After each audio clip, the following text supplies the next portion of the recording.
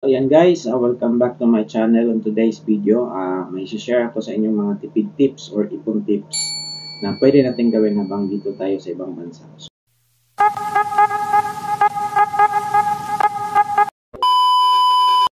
So, number one dyan guys is yung kailangan nating i-compute lahat ng expenses natin. Bali dito pala sa amin guys, yung bills namin at saka renta sa bahay is yung company na po mismo yung nagkakaltas sa weekly na sahod namin. Kasi yung sahod namin is weekly, hindi kami fortnight or monthly. So, yung bills namin na water is $5, is kuryente is $5, and internet is $5, and gas is $5 din. So, yung renta namin sa bahay is around $95.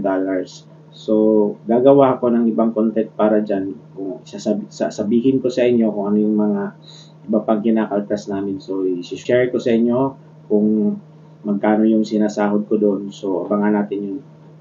So, aside from that is, meron din kaming binabayaran na data or internet connection sa mga cellphone namin while wala kami sa bahay, pwede namin gamitin yun. So, pangalawa dyan guys is expenses sa Pilipinas.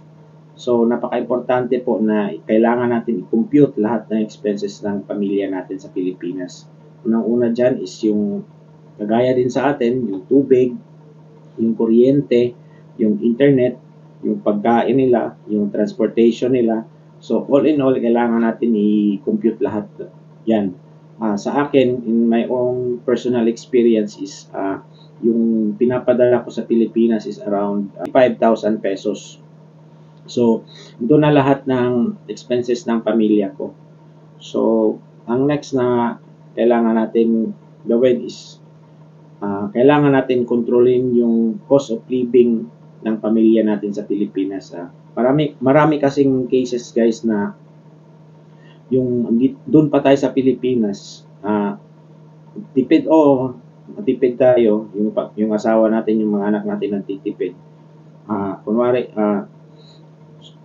before, kung sa transportation yung pag-uusapan, naka-tricycle lang, tapos naka-jeep, nagko-commute.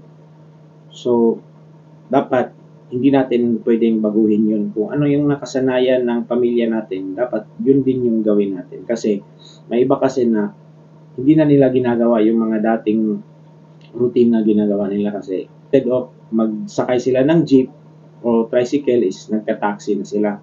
So, kung kakain sila sa labas, yung simpleng kainan lang, tapos kung gusto nila i-treat yung mga anak nila is kumakain lang sila sa mga malls.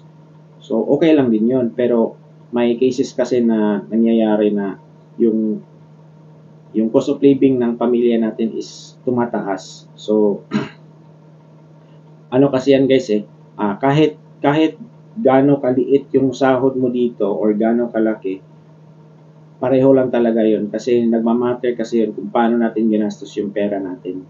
So, depende pa rin sa cost of living natin dito sa abroad at saka yung cost living ng pamilya natin sa Pilipinas.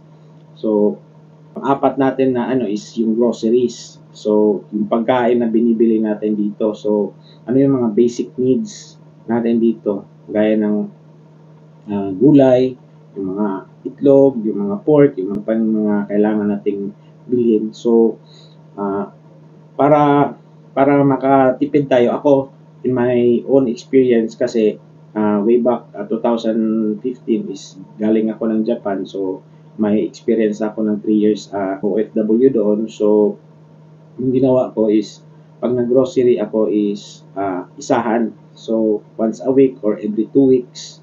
So, bultuhan yung binibili ko. So, aside from that guys is, nakabukod ako. So, hindi, marami kasi kami sa isang bahay, around 8 na kami nakatira ngayon dito. Pero, nakabukod ako. Yung pagkain ko is, ako lang mag-isa. So, hindi kami grupo. Kasi, naisip ko na ganong idea kasi, for example, gusto kong kumain ng masarap, So, I have all the right. Kung gusto kong kumain ng masarap, pwede akong kumain ng masarap. Pwede akong bumili ng masarap na pagkain. Kung gusto kong magtipid, gusto ko itlog yung kakainin ko, walang problema doon kasi ako nga lang yung nagde-decide sa sarili ko. So, kung gusto kong magtipid, gusto kong itlog lang kainin ko, gusto ko sardinas lang yung kainin ko, so walang problema doon. Kasi kung grupo kasi kayo, tapos gusto mong magtipid, yung kasamahan mo is gusto kumain ng masarap, gusto kumain ng steak, so wala ka talagang choice doon, di kailangan mo talaga mag-contribute, di ba? So, ang panglima natin na mga tipid tips is yung bibili tayo ng mga gamit dito.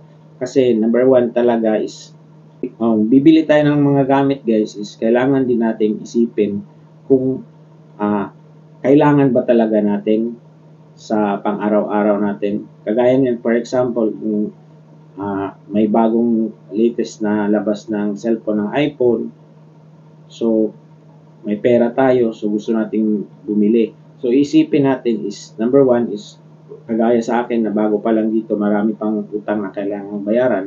So habang may cellphone pa ako na ginagamit, hanggat gumagana pa yung cellphone ko, hindi pa basag yung screen, hanggat kaya pang i-contact yung pamilya ko sa Pilipinas. So, hindi siya talaga kailangan na bumili ako ng bagong cellphone, na latest model ng cellphone. Kasi, pwede pa akong gumamit ng cellphone ko eh. So, ang isa pang tip ko dyan is, pag once na bumili kayo ng mga gamit dito, kung isipin mo, yung equivalent kasi ng Australian dollar dito is sa ngayon is 36 pesos. So kung bibili ka ng kunwari, for example, bibili kayo ng gamit na kunwari, Bluetooth speaker kasi gusto niyo magpa-sounds dito. So around $100. So kung sa mindset nyo is $100 is equivalent to 100 pesos, mali po yun kasi kailangan natin i-compute talaga sa peso palagi pag may bibilhin tayong mga produkto dito. So $100 times 36, so 3,600 na yon, di ba? Na-gets nyo guys? So kung bibili tayo ng kagaya na sa groceries, bibili tayo ng itlog. Yung itlog sa atin medyo may kamahalan, pero yung itlog dito mas mahal. Yung price ng itlog dito is around $8. So, 8 times natin sa 36. So, 288 pesos yung isang dosena ng itlog. So, napakamahal. Diba? So, every time na may bibilhin tayo na hindi talaga gaano ka-importante, pwede natin siya i-compute sa dollar into peso para maisip natin kung dapat ba natin bilhin yung produktong yun na kailangan ba talaga natin, or baka next time na lang natin bilhin pag wala na tayong ibang mga obligasyon gaya ng mga bayarin na utang, di ba? Yun, food budget, kailangan yung ginagawa ko kasi nagluluto ako ng pagkain ko during weekdays sa trabaho ko is maramihan. So yung maramihan na yun, good for 2 to 3 days na yun. So from Monday, yan na ulam na yon. From Tuesday, yun pa rin na ulam na yon. From Thursday, from Wednesday, ganun pa rin na ulam. So, mas nakakatipid ako doon. Diba? Kasi, yun nga, ako lang yung nagde-decide sa sarili ko kasi nakabukod ako. So, lahat ng pwede kong gawin kung paano ako mag-budget ng pagkain ko, ng pera ko, walang problema, di ba? So next dyan is yung treatment sa sarili. Yun nga, yung sinabi ko, yung gusto mong magala, wala namang problema yun. At saka natural talaga, at saka dapat talagang gawin natin na i-treat natin yung sarili natin. Gusto natin bumili ng masarap na pagkain, gusto natin gumala sa ganung lugar kasi kailangan natin yun kasi napaka-stressful ng trabaho nga natin dito sa ibang bansa, di ba? So nakakatulong yun para ma-homesick sa pamilya natin. So, treat nyo sarili nyo. Huwag kayong, hindi ko naman sinasabi na magwaldas kayo ng pera. I-treat nyo. Pwede kayong gumala. pumunta kayo na ibang lugar, sa ibang kung saan kayo nakalukit ngayon. Kung kagaya ko, nasa Australia ako sa Tasmania. So, yung number one na pinupuntahan namin is yung nagpi-fishing kami during Saturday. So, yun, lahat kami, 5 kami, pumupunta kami sa fishing spot. So, nangingisda kami doon. So, parang na-unwind yung routine. Na-unwind yung daily routine na palaging nasa trabaho, nakapokus. So, during Saturday, Sunday, so pumupunta kami doon, nagpi-fishing kami. At least malilimutan namin yung pagod sa trabaho. So, kanya-kanyang paraan lang talaga. Yung iba naman is nanonood lang ng movie. Yung iba, nagiinom. Yun. So, kanya-kanyang diskarte lang para hindi tayo mahusik talaga. So, ang next naman natin na pag-usapan, guys, is yung savings dito sa Australia, dito sa abroad. So, yung ginawa ko is, aside from yung bank account ko is 2, may savings account ako at saka meron akong account na doon tinatransfer ng employer ko yung sahod ko.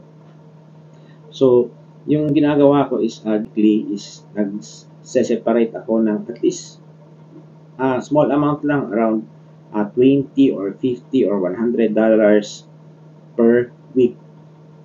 So, paunti-unti. Kasi number 1 talaga yung savings kasi hindi mo alam kung anong mangyayari next week. Baka kailangan mo ng pera kasi may mga emergency. So at least may savings ka, di ba? So ang next natin na topic is yung remittance. Also, maraming nagtatanong kung anong paraan ng remittance at anong diskarte na maganda sa remittance. So yung ginagawa ko is isahan yung pinapadala ko sa pamilya ko sa Pilipinas. Like for example, yung sahod ko ngayon is around $500. Example lang yung $500 this week.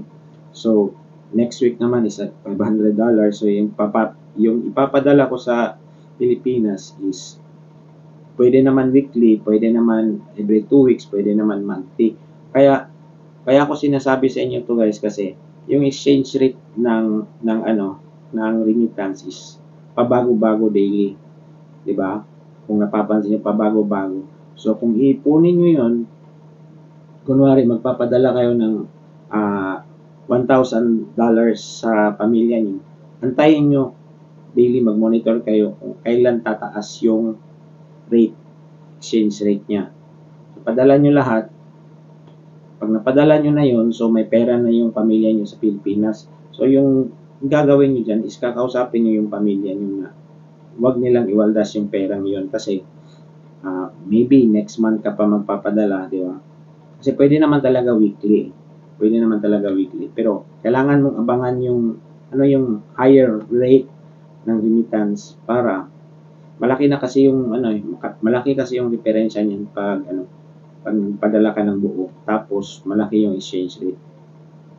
So, yung next naman natin na topic is doon na naman sa Pilipinas, yung mga relatives natin, yung mga ibang pamilya natin. So, number 1 talaga dyan is pag dito tayo sa abroad, yung mindset nila is ang dami nating pera.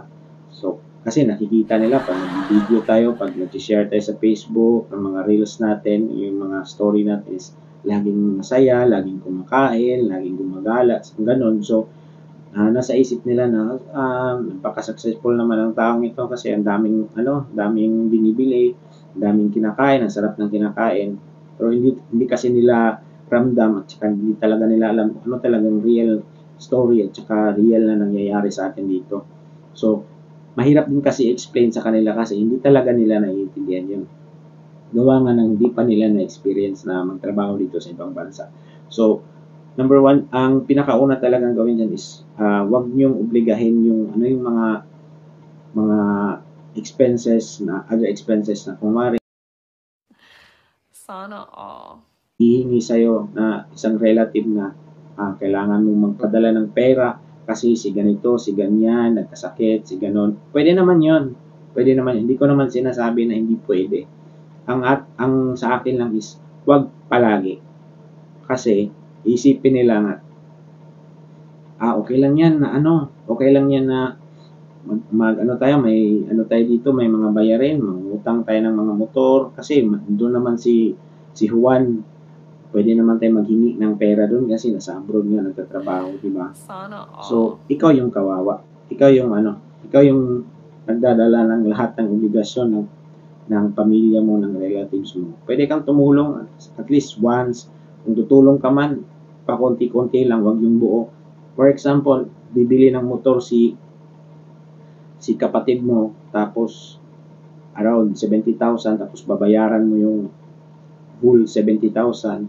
Kasi Huwag mong mayari yan, subukan. may next pa yan. Masisira ang May buhay mo. susunod pa na hihingin sa'yo. Kasi kaya mo nga bayaran yung 70,000. Nagets nyo? Diba? So, pwede ka namang, siguro, magbigay ka ng 10,000. O sige, the rest niyan. O, ikaw na magbayad. Para gumalaw din sila. So, next topic natin is yung savings naman sa Pilipinas. Aside sa savings dito, sa abroad, may savings din tayo sa Pilipinas. Number one talaga na kailangan natin i-prioritize yung savings natin.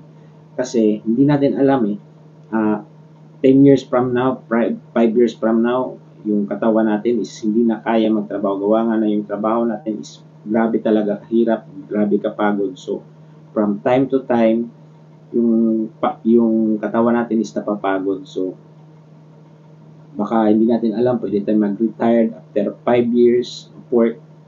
So, at least may savings tayo. So, yung ginagawa ko naman doon sa savings sa Pilipinas is may dalawa akong bank account. Yung isang bank account ko is doon ko tinatransfer yung pera ko sa pamilya ko. Yung isang bank account ko naman is yung savings ko. Yung savings ko is di ko talaga pwedeng galawin. Hindi ko siya pwede i-transfer sa isang account ko. Naka-restricted talaga siya. Or, kung gusto nyo, mag-joint account kayo ng asawa nyo na hindi niya pwede ma-withdraw yung pera without your authorization, or hindi mo rin pwede galawin yung pera mo kung hindi siya mag-authorize. Diba? So, after 10 years, 15 years, so pwede nyo nang gamitin yon. Gusto nyo magnegosyo, gusto nyo bumili ng lupa, yun. Sabi ko sa inyo is yung end of contract, di ba? So, lahat naman may katapusan, hindi naman talaga tayo tatagal dito sa trabaho natin kasi hahanapin talaga natin yung Pilipinas. So, kumari sa akin, 4 years yung contract ko dito sa Australia. So, after 4 years, end of contract na. So, number one talaga is excited ka na umuwi ng Pilipinas kasi mamimit mo na yung mga kapatid mo, yung tatay, nanay mo, mga pinsan mo, yung asawa mo, yung mga anak mo. So, number one talaga nasa isip mo at saka nasa isip nila is pasalubong, di ba? So, in terms of pasalubong, guys, experience ko yan dati nung nasa Japan ako. Yung ginawa ko doon is bumili talaga ako para kay ganito, bumili ako para kay ganyan, bumili ako kay lahat binilhan ko, lahat ng members ng family ko binilhan ko. Tapos, okay lang yon, walang problema doon. Yung mga kapitbahay natin na alam nila na nag-abroad ka at alam nila kung kailan ka uuwi, mag-expect sila na maraming chocolates, di ba? So, number one talaga na gawin mo dyan, guys, is huwag kayong bumili ng maraming pasalubong. Alam nyo bakit? Kasi ang mangyayari niyan, guys, kahit gaano karami yung bilhin yung pasalubong, kahit isang barangay pa yung papakainin mo, pagdating mo, sikat ka, di ba? Kasi maraming yung dala. Pero after 1 week or 1 month, hindi ka na maalala noon na galing ka sa ibang bansa. So, hindi ko naman sinasabi na mali yung magbigay ka, pero wag lang yung sobra talaga. Kasi sayang din yung pera na sayang din yung pera na pinaghirapan mo dito kasi hindi mo naman talaga ma-earn yan pag doon ka na sa Pilipinas, di ba? Kasi nga yung rate natin doon na sahod is maliit lang compared dito. So, next na naman natin na topic is kung may naipon kayo, yun nga sinabi ko, may savings kayo dito sa abroad at may savings kayo sa Pilipinas. So, end of contract, pagdating nyo sa Pilipinas is wala talaga kayong trabaho, di ba? So, number one na gawin nyo guys, kung may pera kayo, kung may naipon kayong malaking pera is, number one tip ko sa inyo is bumili kayo ng lupa. Real estate investment. Napakaganda po ng real estate investment. Alam mo, bakit? Kasi yung real estate is hindi nag-depreciate yung value niya. Diba? Hindi kagaya sa sasakyan. Meron kasing meron kasing sakit yung Pinoy. Pag nakauwi ng Pilipinas, bibili ng sasakyan, bibili ng cellphone, bibili ng kung ano-ano. Yung sasakyan kasi, from the time na binili mo siya, kinabukasan yan, magdi-depreciate na yung value niya. Kung binili mo siya ng 1 million today, second hand na siya, di ba? Kahit bagong-bago pa yan, pero second hand na yan. Kasi ikaw yung first owner, bibenta mo siya sa iba, second hand na, di ba? So, magdi-depreciate na yung value niya. Unlike sa property or real estate, yung lote, pag binili mo siya ngayon, after ilang taon, tataas talaga ang value niya. Kasi, yun nga, yung sinasabi nila na bakit tumataas yung value ng lupa. Kasi, from binili mo siya sa, kunwari, bumili kayo ng lupa sa farm, today, after 25 years, marami ng improvement doon. May magandang kalsada, may mga stores na, may maraming bahay na nakatira. So, tataas yung value niya. Kaya bili kayo ng lupa, pwede nyong lagyan ng bahay. So, number one dyan, kung may bahay na kayo, wag kayong, yung lupa na nabili nyo, wag nyong lagyan ng bahay na sarili nyong bahay. Kasi, wala, dalawa ng bahay nyo eh. Ano pang gagawin nyo dyan? Yung pinakamaganda dyan is gumawa kayo ng apartment or room for rent. Kasi, yung ganyan na investment kasi, medyo may kamahalan. Pero, ano yun eh, pag successful yung negosyo mo dyan, yung mga renters laging nagbabayad sa iyo. So, may return of investment ka. Siguro yung ROI nyo yan, kung gagawa ka ng bahay, ng apartment, so siguro after 5 years, pababalik na yung capital na nilabas mo sa bahay tsaka sa lupa. So, patuloy-patuloy yan. Habang may nagre-renta, may nagbabayad sa iyo, patuloy yan. 'Di ba? So, investment talaga yung real estate tsaka yung apartment or yung room for rent. Kasi konti lang yung maintenance na gagawin mo dyan eh. Kung may magre-renta, kailangan mo lang i-retouch konti yung bahay. So, after nyan, pag may nagrenta, may nagbabayad na naman. 'Di ba? So, napakadali. Less hassle talaga siya. So, kung hindi ka naman mahilig sa real estate, pwede kang magnegosyo. 'Di ba? So, yung negosyo naman is hindi pwede na may pera ka, may malaki kang pera, may malaki kang ipon, papasok ka sa negosyo na lalo na pag hindi mo alam. So, kung hindi ka mahilig sa negosyo, pwede ka naman pumasok pero kailangan ka talaga mag-research kung ano yung suit na negosyo para sa'yo, ano yung passion mo, ano yung gusto mo, yun yung gawin mo, di ba? So, sa pagdating naman sa negosyo guys, pag nag-invest kayo sa isang negosyo, huwag nyo talagang 100% ilagay yung pera doon sa negosyo na yun. Kasi, pag hindi nyo passion yung negosyo nyo, so mangangapa kayo. So, hindi nyo alam ano yung mga maganda at saka hindi pwedeng gawin, diba? Trial and error stage ka. So, siguro sa 100% na pera mo, maglagay ka lang na at least 20 or 30% doon na investment para may buffer ka. If ever na anong mangyari sa negosyo mo, nalugi, may 70% ka pa. Diba? So, kanya-kanyang paraan lang. Yung iba naman is naghahanap ng trabaho sa Pilipinas or yung iba nag-abroad ulit. Ganun lang kadali. Kanya-kanyang diskarte lang. So, sana may natutunan kayo sa video ko. Gusto ko lang i-share kung ano yung pwede kong maitulong sa inyo. Baka makatulong din sa inyo. At saka kung may mga gusto pa kayong sabihin or may hindi ako nasabi or may hindi kayo sang-ayon sa suggestion ko or sa mga comment ko regarding sa tipid tips dito tayo sa abroad. So, comment lang guys. So, yan. Sana nagustuhan nyo yung video ko. Sa lahat ng bago sa channel ko, don't forget to subscribe and click the notification bell para lagi kayong updated sa mga susunod ko na video. Thank you for watching.